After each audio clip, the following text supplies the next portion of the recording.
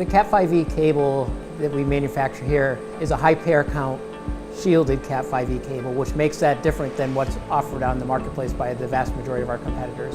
So as a company, we've kind of come up with a strategy for this site in particular, and really two main focuses, one speed and one technology.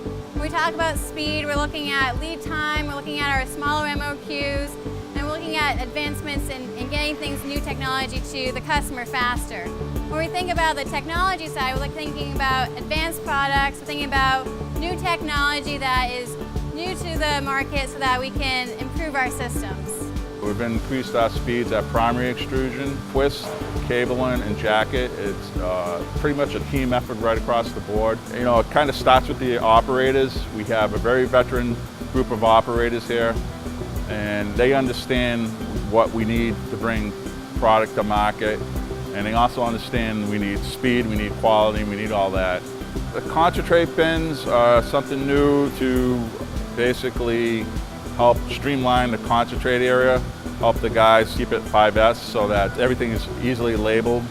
We do have different types of concentrate in-house, so it's important that it's clearly marked for extrusion operators to know what to use. And that's something recent that was done. We have great feedback from the floor. They seem to like the system. It gives us a better inventory level so we don't run out of concentrate, where we can clearly see our levels of concentrate on the floor.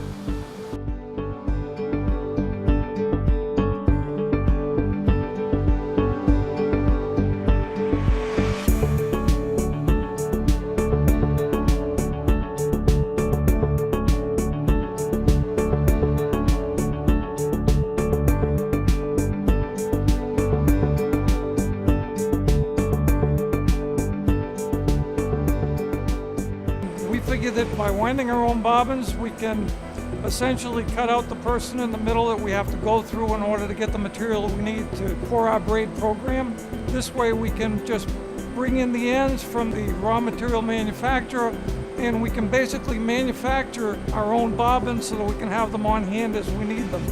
So in that respect, we'll save quite a bit in terms of waiting time and in terms of flow and in terms of the productivity advantages we gain. Once we develop the program where we know what's coming into the factory in terms of orders, we can process the material, the bobbin material, on an as-needed basis, and that way it eliminates the need for holding all the inventory in stock.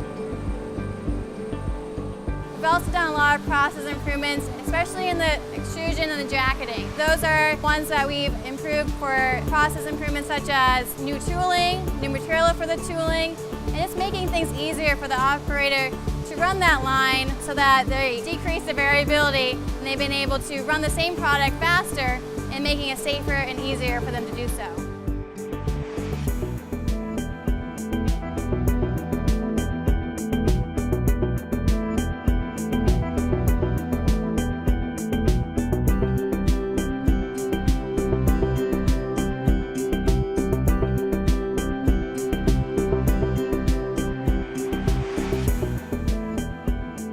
The FIFO board is really our nerve center to show us what's going on within the plant. It highlights what's running, who's running it, and where the problems are arising so we can react quickly where we are needed to react quickly to. We try to get the employee more deeply involved so they feel that process isn't only something they come to work every morning and go home every night, but they come to work, they accomplish something, they know that they're part of the cost savings process, and because of that, we've been able to improve the process overall. So for our plans for the future, we've obviously made great strides to impact the customer over the last few months. We want to do that even further. We want to cut our lead times further so we can do it in less than a week. We want to be able to cut our costs even further so that we can have a better gross margin on this product and have this legacy products last even further in the future. We want to be able to design the next generation of products for the customer so that it's not just the current product line that they're buying, but also we have ready for them the next generation of products so that they continue to buy from us. Our growth is really about focusing on where technology is expanding, where we can use our engineering expertise to solve customer problems. In the Worcester facility, we manufacture a lot of different cables in different market areas. We've got cables in our datacom space that include high-speed cables that really form the backbone of the internet. Now we're talking about at the receive end or at the homeowner's end. We also build cables that are used in industrial systems for robotics and automated manufacturing. That's a big growth area for this facility.